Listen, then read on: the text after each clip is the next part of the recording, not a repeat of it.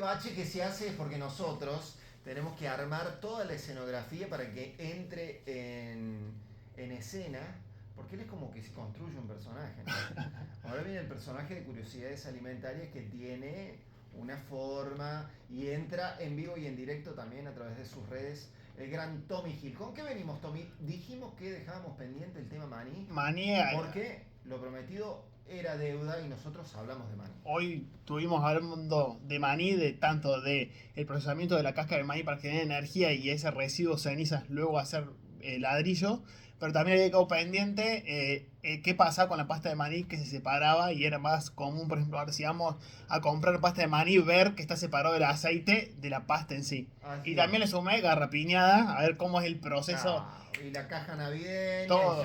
viva la Hay patria. que estar a tono. Bueno, Tommy, arranquemos por ahí.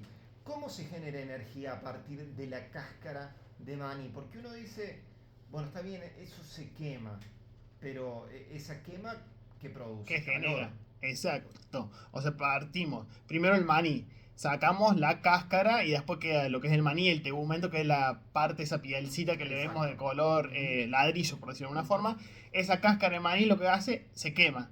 Cuando se quema, la cáscara de maní genera vapores propios, digamos, de la combustión de esa cáscara. Y eso permite que se genere, que giren unas turbinas y esto permite que se transforme en energía. Pensemos que genera una gran cantidad de energía. En el último tiempo la demanda de maní ha crecido, por lo Ujú. tanto la producción de cáscara de maní va aumentando. Se procesa y los niveles de energía que se generan a partir de este sistema se abastecen a lo que es el sistema interconectado nacional, que no solamente le permite, por ejemplo, a la industria que genera esta energía utilizarla, Abastecerse. abastecerse, sino que puede abastecer a más de 8.000 hogares, que es un número bastante Sí, interesante. mira, las Y localidades donde se encuentran enclavadas las plantas sí, van por son ahí. por ahí. Y hay que tener en cuenta que con la producción actual de cáscara de maní, cuando yo digo producción de cáscara de maní, pensemos que antes se veía como un desecho. Tal Y cual. hoy en día se reconvirtió en algo sumamente interesante como es generación de energía. Eh, Puede generar con toda la producción nacional cerca de 18, para 18.000 hogares. Entonces, bueno, hay mucho todavía para hacer, pero está bueno. Y ya vemos que antes se veía como un desecho la cáscara de maní. Ahora procesamos la cáscara de maní y nos genera ceniza de maní. ¿Qué hacemos? Bioladrillo. Entonces fíjense Exacto. cómo se va ayornando Ujú. la producción para, bueno, a ver, tenemos este desecho, bueno, ¿cómo lo reutilizamos? ¿Dónde lo incorporamos para que no tenga un impacto negativo para el medio ambiente? Así que es sumamente aprovechoso. Exacto, y cuando uno va por la traza de la 158 para el sur, se ven a veces acopiadas afuera de las plantas esas montañas marrones que le contamos a la gente, justamente es cáscara de maní, que lo que digamos forma puede ser un subproducto del mismo procesamiento que tiene distintos usos. También nosotros aquí que tenemos muchos tambos, sobre todo muchos galpones, y está muy en boga el tema del sistema compost. Bueno, lo que se usa es como sustrato para el compostaje de esas camas, a donde lleva tierra, digamos, y en donde la vaca está. La cáscara de maní es uno de los mejores materiales. Pero bueno, obviamente ahora se ha empezado, muchas plantas empezaron a producir energía, y lo que hay que decir es que también la demanda de esa energía de las plantas va fluctuando. ¿Por qué? Porque en Claro. etapa de cosecha, de procesamiento, necesitan más energía y quizás es menos lo que proveen Obvio. a la localidad. Pero en el momento en el que no están, digamos, Es trabajando a excedente. 100%, ese excedente va al interconectado, siendo mayor la cantidad de energía que provee. Exactamente. Así que es sumamente muy bueno que ocurran este tipo de, digamos, de innovaciones. Ya hace unos años, por ahí siempre es noticia cuando pasan estos apagones nacionales que Tal esa cual. localidad queda encendida y las otras Sí, apagadas. o no nacionales por allí, inclusive con estas tormentas que hemos tenido Sí, últimamente, que a veces las líneas de alta tensión o los sí. transformadores o las centrales se encuentran en ciudades cabeceras y dejan a toda una línea, a una ruta sin luz. Estas localidades siguen teniendo luz. Pero bueno, sigamos con el tema de maní, vamos al tema aceite. ¿Cómo se Ah, hace para separar el aceite? Primero, del maní nosotros tenemos dos subproductos. Uno el aceite y otro es la pasta. Cuando vamos al súper a comprar la pasta, a veces vemos que queda en superficie el aceite y abajo la Sobre pasta. todo ahora en época de verano. ¿Qué tiene Ah, la pasta de maní? ¿De dónde proviene? Del maní triturado. Ese maní se lo tritura y se obtiene la pasta de maní. Pensemos, composición del maní. Principalmente cerca de un 50% es grasa, lípidos. Después tenemos algo de carbohidratos, fibras, proteínas, pues el maní también es una buena fuente de proteínas, pero nosotros trituramos todo este maní y obtenemos la pasta. ¿Qué sucede? En épocas de verano, donde hay temperatura más cálida, más elevada, es más común que el aceite, porque pensemos que al romper la estructura del maní, al moler, estas grasas también se liberan de esa estructura del maní que antes estaba contenida en un grano. Entonces, en verano las temperaturas, y teniendo en cuenta que el aceite es menos denso que el resto, hace que ascienda a la superficie. ¿Y por qué es más visible que en invierno? Porque las temperaturas de verano permiten que esos ácidos grasos predominen en un estado líquido. Entonces, ¿qué hacemos en ese caso? No pasa absolutamente nada. ajá. Cuando lo vamos a consumir, agarramos la cuchara, agitamos Mezclamos. esa pasta de maní y la consumimos Bien. tranquilamente. Ni tampoco hace falta, es un producto estable, por lo tanto tampoco hace falta que esté bajo refrigeración para conservar la pasta de maní. Eso te iba a preguntar. Muchas veces, como lo, como terminamos dándole un uso bastante similar A una al del dulce dulce leche. de leche o el de la mermelada o en algunos casos el de la miel. Yo me encuentro con mucha gente que guarda la miel en la heladera, por ejemplo, y a veces en la heladera se cristaliza, se pone Sí. dura.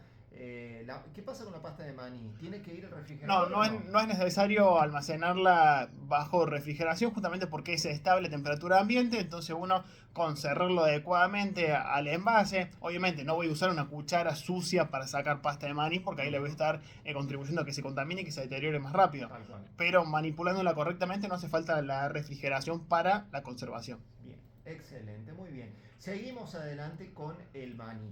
Y estamos en época en el que el producto estrella, y tengo el mensaje de nuestro compañero José Yacheta que me encomendaba un trabajo de investigación, cual periodismo de investigación, respecto a que la garrapiñada podía ser uno de los productos navideños que menos había aumentado en comparación con otros años. Y esto es cierto, basta con ir al súper y comprobar en góndola que es un producto que se ha mantenido, no mantenido porque los precios han aumentado, pero no han aumentado tanto como otros productos que son muy comunes en esta época. ¿Cómo se hace la garrapiñada? Bueno, está relacionado. O sea, para hacer garrapiñada es muy simple, digamos. Partimos maní y nos hace falta azúcar y agua. ¿Qué Ujú. hacemos? Ponemos azúcar y agua, eso eleva la temperatura, se me genera como un jarabe. Pensemos que al elevar la temperatura es más soluble en esa agua que yo tengo el azúcar. Ujú. ¿Qué hago después? Una vez que tengo este jarabe, le agrego el maní. Este maní lo voy a ir agitando y ¿qué pasa? A medida que se va calentando todo ese jarabe de azucarado, se pierde agua por vapor. Por lo tanto, ese azúcar va perdiendo solubilidad y empieza a buscar un estado que le sea más estable. Por ejemplo, formar cristales. ¿Y dónde se va a ir cristalizando este azúcar? Alrededor del maní. Porque ¿en qué actúa? Ya sea que se usa maní o se usa también almendras para hacer estas garrapiñadas, actúan como centros de nucleación. Frente a una pérdida de la solubilidad del azúcar en esa solución inicial que teníamos, me empieza a cristalizar alrededor de estos núcleos que son el maní. El maní. Entonces después, durante el enfriamiento, se termina de cristalizar todo el azúcar alrededor del maní, generando lo que es la garrapiñada.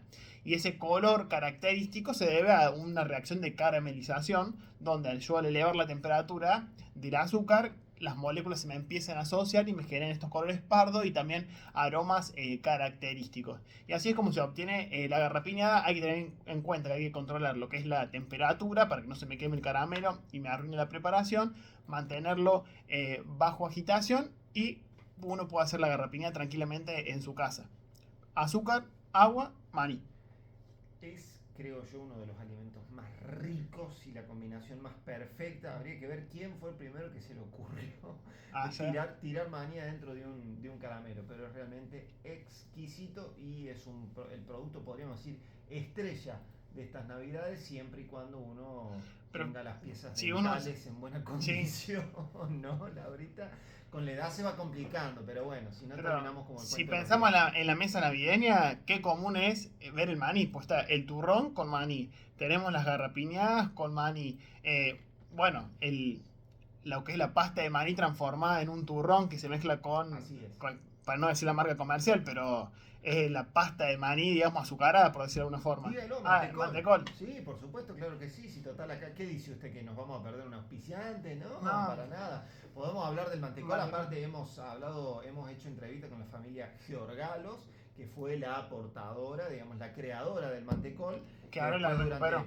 Exactamente, durante mucho tiempo, digamos, cuando vende la marca, también se desprende de la receta y pierde de alguna, Claro, de y alguna forma la ahí idea autoría. lo que era Nucrem. Exactamente, a partir de ahí nace Nucrem, que vendría a ser la misma receta del mantecol con otro nombre, y a posterior, no hace mucho tiempo, recupera, digamos, Y la marca. por lo que vi, hay una nueva edición de productos de mantecol que ahora viene saborizado con coco, hay otro con café y uno más, Tremendo, con caramelo. para Lo volverse vi, loco así y que no parar de comer. si lo conseguimos para el sábado que viene, lo traemos.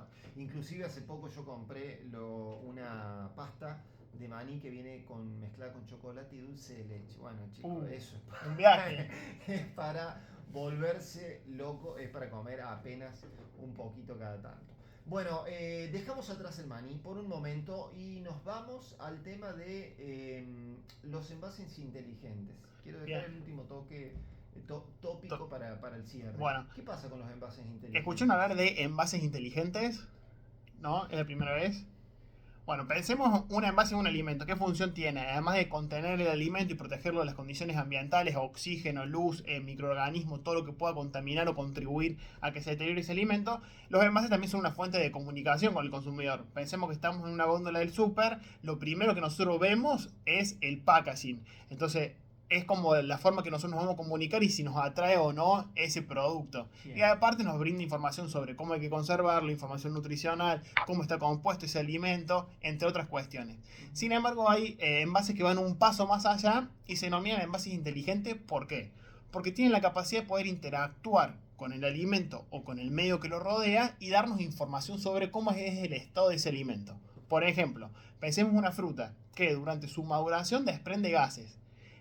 Puede haber un envase inteligente, de hecho hay en otros países, no acá en Argentina, que lo que hace es, tal vez, por ejemplo, peras, manzanas contenidas en un recipiente, emiten gases durante su maduración y el envase detecta esos gases. ¿Y en qué transforma esos gases que va detectando? En un cambio de coloración del envase. Por ejemplo, tiene un sellito que te dice, si está rojo, todavía no está madura como para consumir. Ahora, si hay una determinada concentración de gases, hace que cambie de color, por ejemplo, a verde, y eso te dice que está en un estadio óptimo de maduración.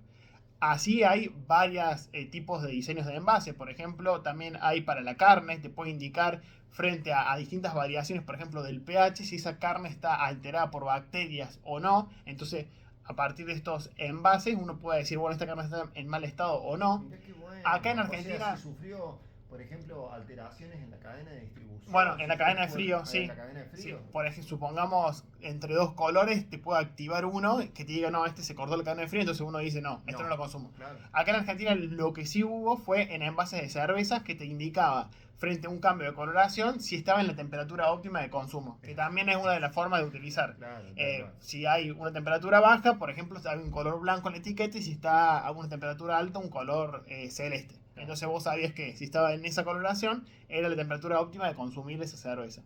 Pero para la fiesta, ahorita tendríamos que los humanos tener una etiqueta que diga cuándo dejar de consumir. Usted ya está, ya alcanzó los niveles máximos de consumo. Deje de consumir. Deje de tomar, deje de comer. Pero bueno, son envases que van un paso más allá y nos comunican sobre cómo es el estado de ese alimento, de ese producto, ya sea en cuanto a lo microbiológico, a la maduración o en cuanto a la temperatura óptima de consumo. Pero bueno, es un paso más allá que en unos años seguramente en otros países está como más diversificado, acá está como ahí, en stand-by. En su momento tuvo lo de la cerveza, pero ahora no está. Dejamos el último para el sábado que viene, ¿le parece, Dale, querido me Tommy? parece perfecto. Así cerramos este programón que hemos tenido en este sábado 14 de diciembre.